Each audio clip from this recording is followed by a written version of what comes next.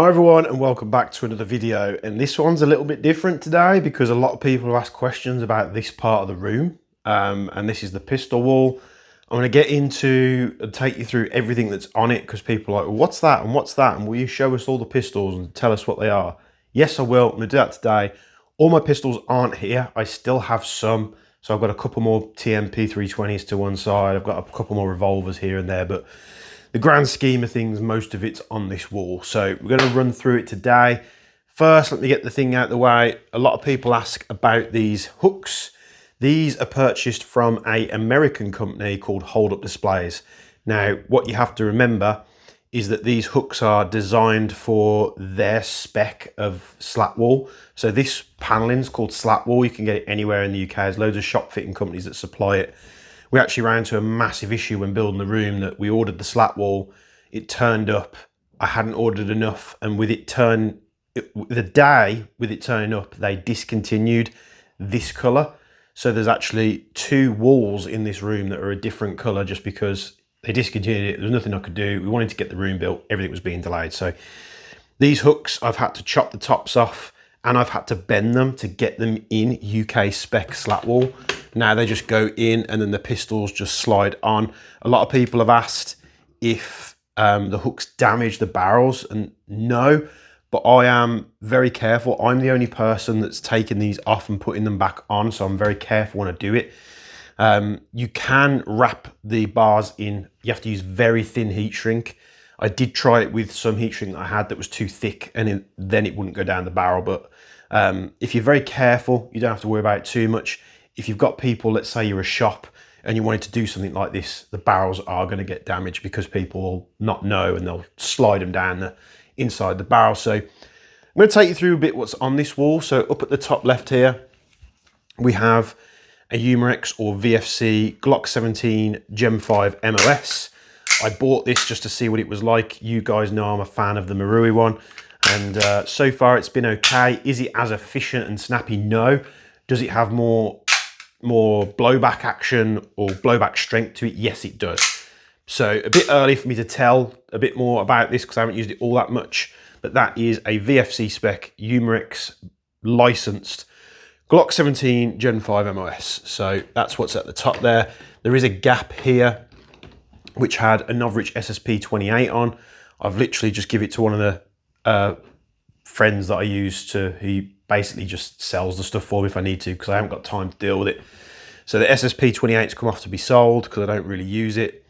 This one here is a, to be careful what I show you on this, is a TM Glock 17 Gen 4, pretty much bog standard, apart from it has a Gunday ported like comp barrel. The one thing I'll say about the Gunday barrel set for the TMG 17 Gen 4 is it jams the slide up. You can kind of get it to function, but it will every now and again jam up and it won't reciprocate. So I haven't looked into that further. To be honest, it's been parked in my collection because I focused more on this, which is the Marui Glock 17 Gen 5 MOS. This has been a powerhouse. Now, you'll see when the pistol on this is cocked, the slide on this is cocked, there's very little to no resistance there, which you don't normally get with Glock type airsoft guns because they have a hammer, where the real Glock model don't have a hammer, they have a striker system. The closest one for realism is the GHK one, but performance wise it's just not as good, not as efficiently friendly. This gun, however, has been an absolute powerhouse, and it's probably the one I've maybe used the most up until recently. I have a Gunday ported barrel, just like the Gen 4, but this one works perfectly fine. I got it in this sort of tan anodized color. If you're wondering why I can't show you off too close to the camera, is because certain companies get annoyed and take the videos down. This is actually a genuine Surefire X300 Ultra, and it just fits. But since I fitted this barrel set onto it, it won't go into my holster, so I've got to modify the holster to fit. While I'm on the subject of the Gen 5 MOS, this is the 19 Gen 5 MOS, again from Marui. And what I found with this compared to the 17 is that when the pistol is cocked, you still get that sort of hammer bite that a lot of pistols have. Now you don't experience any problems with it when you're shooting it, but it's nowhere near as smooth as the 17. So I'll show you that just while I'm talking about it. So Glock 19 Gen 5 MOS. This is a Gen 4, which has a Garda FDE frame on it, and then I just put a barrel, I think, on it. I think it's a detonator one, which is a threaded barrel, just to make it a little bit different. I'd actually say that the old standard Glock models bite on the hammer less compared to the Gen 5. Again, nothing wrong with it, it's just a little detail that I thought I'd update you on. So as we go down, we have another Marui G17 Gen 5 MOS. Can't actually show you this one though, because this is a 9x19 slide by Toxicant. They sent it to me. I haven't really used this model all that much, but we did a video on the channel of me fitting this kit, and not quite as smooth as it unmodified, but a little bit different there. And then I haven't really touched it all that much. Going down, same brand, we've got the G18C. I picked one of these up. They're slightly oversized for what they're meant to be, so getting them in holsters, you're going to have to get the bigger Glock model holster for them to go in. But it's got the select function. With it being Marui and being a plastic slide, the rate of fire on full auto on this thing is ridiculous. But I literally just bought it because I didn't have one in my collection. Going down a little bit further, we have the Kazuna Works Basilisk. This is basically a high capper that takes Glock magazines. The performance on it, I don't know range, but in terms of pistol distances, the performance on this thing is actually really good. The only thing I really don't like about this thing so far is that they haven't done the geometry of the slide release well on the slide. So instead of it being like a catch, it's angled this way, so it never catches on the slide release or the slide catch. But apart from that, it prefers, I think, VFC magazines, but some guns will lock back on empty, some guns won't. But again, it could be an issue that the slide geometry is just slightly off. Another powerhouse that I use, you can ignore the light that's on it. People love to moan about O-lights, honestly. Marui P320. This thing, again, absolute powerhouse. I've actually got two more of these behind the camera, which I got in a trade, but thing performs really well, really snappy. The slide is, like, again, lovely and smooth. There's nothing jamming it up once it's cocked. So very good indeed. The O-light's on there just because I needed somewhere to put the O-light. But that's on there. We've done the 19s. This is the Staccato CS. This one, I think you could only really get it. This is the slightly more expensive one, which has a CNC slide. This I got from JK Army because I was going mad on staccatos. Nice little pistol here. The magazine that comes with it is really heavy, so I managed to get some of the CNC magazines. They do the silver ones, but they have really crap inlet valves, so they won't let you charge them up with enough gas. If I run it on the normal Army mags that come with the other staccatos, the pistol runs absolutely fine, but it's an extremely small model, has a cut there for an RMR, and I just think it's a very cool looking pistol. So as we move down, we go to the C2. This was the first staccato model I think I picked up, so ran in the test when we did it in the gauntlet and stuff, ran perfectly fine. It's got all the staccato trades on it. It comes to you from EMG and Army Armament, and this thing has been fantastic. Going down, we go to the Perfect 11, which again is from Army and EMG. I think this is a gun that EMG did that Staccato hadn't really made. I think it was a bit of a troll post or an April Fool's. They decided to make it. So it kind of runs as good as all the other Staccato high cappers, but this one that I got has a dodgy trigger. So if you pull the trigger, it doesn't drop the hammer at all. You have to put your finger right at the top of the trigger here and pull really hard for the hammer to drop. So there's an issue with the trigger that I need to fix, but the thing's a beast. It's got a really long barrel on it. I picked it up because it was a little bit different. Speaking of Army, as we go down, I not too long ago picked up the Sand Viper. This has also not quite got as nice triggers as the Staccatos, but it's nowhere near as bad as a Perfect 11. It's very usable. I wanted to go with the Army model over the Armor Works because I'm not really a massive fan of Armor Works. been burnt too many times in the past, but this thing runs really, really well. You don't get iron sights with it, but you get a mount to put a red dot on there. And I'm just waiting for some more mags for this thing to turn up, which at the moment are a bit hard to get because I'm trying to get the army ones. As we move down, you all know about this by now. This is the Arcturus Osprey. This thing is an absolute powerhouse. Every time I use it, I have a good time. It's what I'll be using in the pistol game coming up this Friday. It's super snappy with the split slide. It's super accurate. There's so many screws and bolts and fixtures holding this barrel to the frame. The thing is just so consistent. So I've recently just given it a bit of a service and put a different hot rubber in it just to see if we can get even better performance and consistency out of it. But you have to, it's not an 11mm thread, it's a 12mm thread. So all the Ace Tech traces and adapters won't fit in here. I actually bought the proper thread adapter from Arcturus, also didn't fit, wrong thread. Luckily, this tracer that's out the Maxim 9 goes on there and it's a nice little size, stays out the way, so that's what I've been using. And then this is just a Sotac, I think, X300 Ultra, which is perfectly fine for what you need. Sometimes you'll buy these lights and they've got like, they're like analog, so you're pushing two like connector pieces together. But every now and again you get one that's got the clicker buttons, and it has been random when I've bought these Sotac lights. So moving down, it's going to take me a while. This is just an Action Army AAP01 with a very roughly printed Cyberpunk kit because I haven't got round to printing it in a better quality yet. Again, it's one of those things that was started and just hasn't got finished, so it lives on the wall until I get round to it. It's got some next speed upgrades in terms of mag release trigger and the hop unit. We'll get to it eventually. So coming to the next one, I've actually got two more TM high cappers. This is a 5.1, and this is basically being used as a test bed. This one and the 4.3. It's the only reason I bought them. This is running a bunch of Jaeger Precision high capper parts.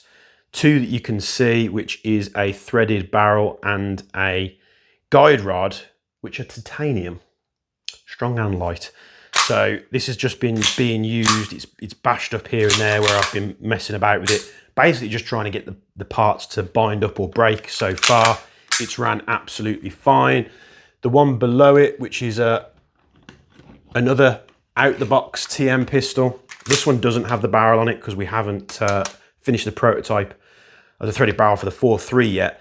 But the guide rod, again, is a titanium guide rod, which we'll be offering very soon. Haven't used this one nowhere near as much because more parts turned up that were ready to go in the 5.1. So that's what I've been stress testing. Going down, we have the Tokyo Marui high capper, which is the 4.3 DOR.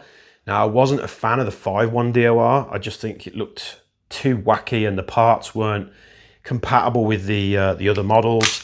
However, when I saw the 4.3, I like the little ported barrel on here, and I've used this in a couple of games now, and it's phenomenal as what you'd expect from a Tokyo Marui high capper, and it's just a pistol that I'll probably just leave it as it is. And I just like the look of it when I saw it. Going down, this is the EMG Colt Defender. I think, this is made by Army, but not a cheap pistol. What did annoy me about this pistol is if you take the thread adapter off, the inner barrel sticks through the outer barrel. So if you want to run it without the thread adapter, you're kind of ugly. You've got to either fit a different barrel or chop it down. It doesn't look too bad with the thread adapter on. It's got a really strong recoil spring. And so far, when I've tested it, it's shot absolutely fine. But just again, something a little bit different. So Colt Defender. Moving down, I picked up a couple of models from Marui, which were the D-Tonics 45s. So I bought a black one, I bought a silver one. You'll be able to see the full video on the channel. And then I basically swapped the slides around because I really wanted a two-tone one like that. And then obviously on the reverse, we got this one as well. So going further down, we've got something a bit more wacky, which is the Chisato, which is a gun from an anime, which is Licorice Recoil. I watched the anime. I was never a massive fan of this pistol, and then I watched the anime because I had a free subscription to the Crunchyroll, and I was just going down, watching stuff. And then as I watched it, as you do when you watch movies and stuff, I was like, I really want that pistol now. Very expensive for what they are. You can't fit anything in terms of attachments to it, but I think it's just a nice little special pistol there. So we'll put this back on the wall. Moving down, we've got my Colt M45, again, Marui. Just something a bit different. If I want to switch it up, I have ran this in games. You know, I put a torch on, it goes in a holster. I've got a specific holster for it. Runs perfectly. To be honest, in terms of 1911s running on gas mags, the ones that runs the best are Maruis. Yes, they are plastic, but every time I pull it out and I pull the trigger, the thing works. So this one I've probably had for the longest, which is my VFC FNX45 Tactical. This has been absolutely battered. I lost the thread adapter. This torch doesn't even work because I think I bought a cheap torch and I pulled the internals out and fitted a really bright LED, and I think it just gave up the ghost, but absolutely fine. The thing that you have to worry about with these VFC FNX45s is the mags like to swell up. So that's probably why I don't really use it or keep it gassed anymore, but recoil out this thing and the performance is pretty damn good. It's one I've had the longest. It's finished in like a Cryptek pattern, which was water dipped. This is the Wolfer PDP, which has had a couple of upgrades on it. So we've got an RMR mount on there. We've got an upgraded trigger. We've got an upgraded magwell, and we've got a ported compensated barrel. Very unique looking pistol. Again, I picked this up because I wanted something a little bit different. So we'll pop that back on there. Going down, we've got the Double Eagle FN509. I did have a couple of issues of this out the box, but since then it's been okay. This is just an Aimwin torch that I was sent, which doesn't seem to hold its battery all that good, but it just suits the pistol in terms of the slide and frame length, which is why I've left it on there. And I've paired it up with the Aimwin red dot that they sent me as well. Nice, comfortable little pistol. Haven't used it all that much. Comes with a threaded barrel as well. Going down, even though I said I'm not a fan of Armor Works, I bought this again because they're the only company that do these Canics through Cybergun. So this is the Cybergun Canic Rival SFX. The old Canics were like the compact models, which I wasn't a massive fan of, so I picked this up.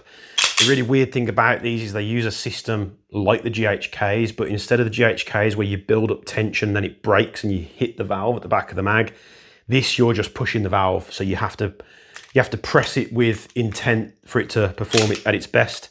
So far it's been okay. I haven't tested the hot performance, which I think is where this thing will let it down, because Armor Works do things a little bit differently with their barrel and hot rubbers, which means it's not always easy to get them switched out.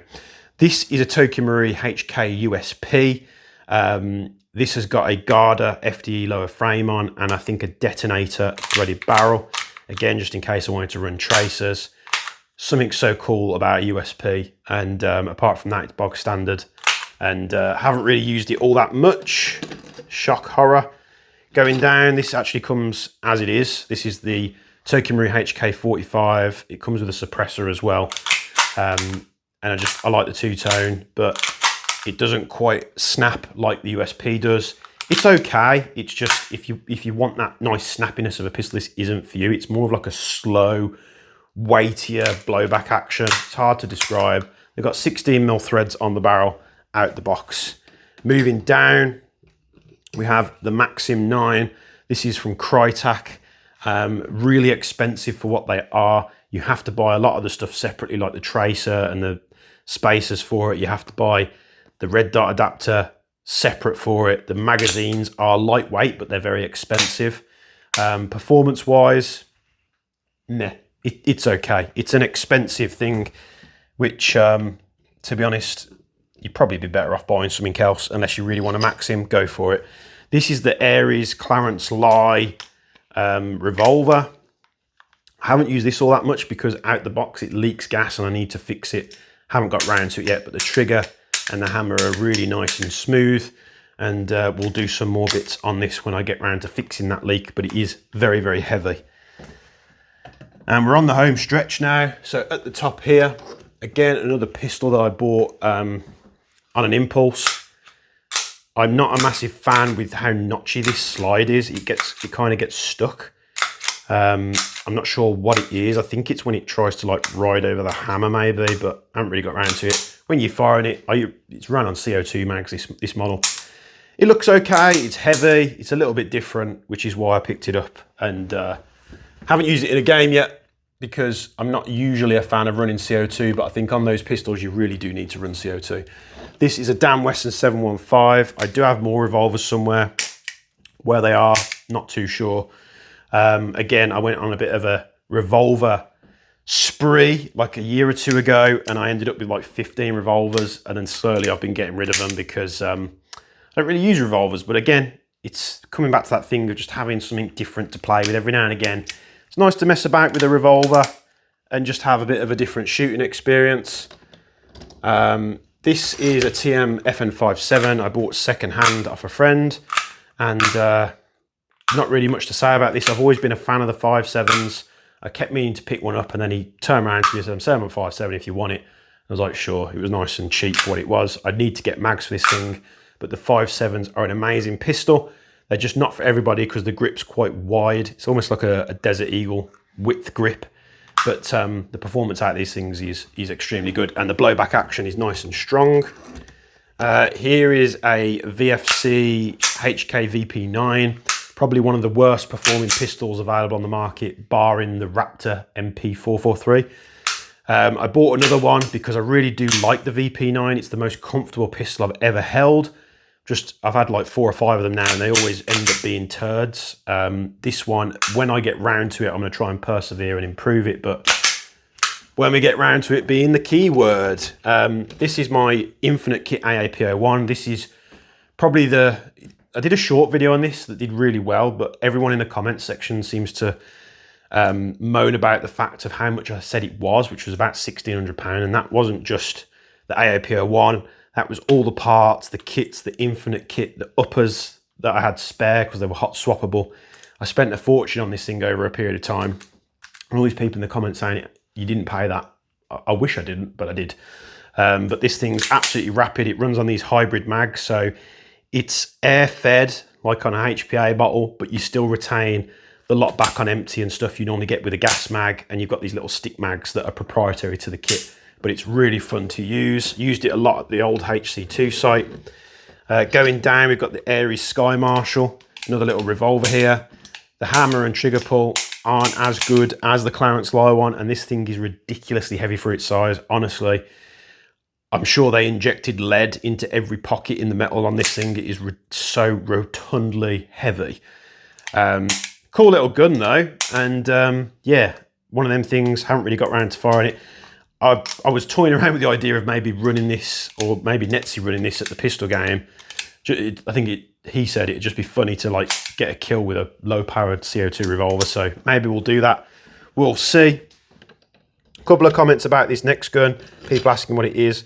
This is another AAP01. I did the build on the channel. You can find the video where we fitted a bunch of CTM parts to it, everything practically that we could find. It is ridiculously grotesque. But I just built it as the most flamboyant thing that I could choose, and I went with the green and purple theme. However, with CTM stuff, the quality is less than desirable. Since I've built this thing, I think it's worked like once, and it's always like a tolerance issue with the CTM parts. The only reliable thing that I fitted into this pistol was the Hadron hop unit, if I'm honest with you. One day I'll get round to sorting it out, but to be honest with you, it'll probably end up getting moved on before then. But it's a nice little flamboyant thing that's different on the wall, leading me up to the Desert Eagle down at the bottom. TM Desert Eagle, again, another pistol I bought because I hadn't had one for a while and I just wanted one to mess about with, and every now and again I do mess about with it. Downside to these is they do run a little bit hot, so they're usually about 370 feet per second, but cool gun to mess around with. I went with the chrome, of course, because why wouldn't you? There are a couple of extra guns, like I said. There are 2 more TMP 320s. If I quickly go in these boxes down here, there's a couple of Biohazard M9s. Again, I did a video on this that you can go find on the channel. A couple of character ones, which a friend got for me over in Denmark. Mainly because I wanted this thing, which was an SG09R. If you don't know what an SG09R is, it's basically the Resident Evil version of the USP. The pistol looks fantastic. It's got a compensator. The grip is different to a normal USP. It's super comfortable. But I've seen pictures on the internet where the silver finish comes off really easy. So since then, it's lived in this box, and it probably will till the day I sell it. But these things are ridiculously expensive. Like, they're going for like £400–500 now. So it's going to stay in there for now. Maybe we'll risk it or just go YOLO and shoot the crap out of it and just use it for what it's meant to be intended for. So that's all the pistols that are on the wall. I know many of you have been asking. Sorry if this has been a super boring video for you. I do have a couple more actually. There's these have been set aside to be sold, but the TAP AAP01 build, which robbed the upper from that kit, which I had it, runs on like EPM mags, EPM ARP bags. Again, not really used it all that much. That's going. We also had the TM LCP2, which again will be going very soon as well. It's just they don't really have a space for it on the wall anymore, and it's stuff that I don't think I'm ever going to use, and I'm not quite as attached to that stuff, so it's going to go. There's plenty more pistols that are probably dotted about. I've got 4 of the Elite Force Hater revolvers. If you're wondering why I've got 4, I bought them for a video idea. We might still do it. I'm not too sure yet how. I've got to get my head around how we're going to film it, but cool little feature maybe on the channel when we get round to it. Of course, many things to be done. I do have a high capper that was sent to me from Modify that I've yet to review, so that will be going on the wall when that's finished. And yeah, there's my pistol wall. So told you about the hangers, told you about the slat wall. People go, where'd you get it? There's like literally a dozen places in the UK you can buy it from. Not the cheapest. The dark ash colour that I've got here was available, so I bought it in, you buy it in halves basically, then you put them together. It's a little bit easier to move around.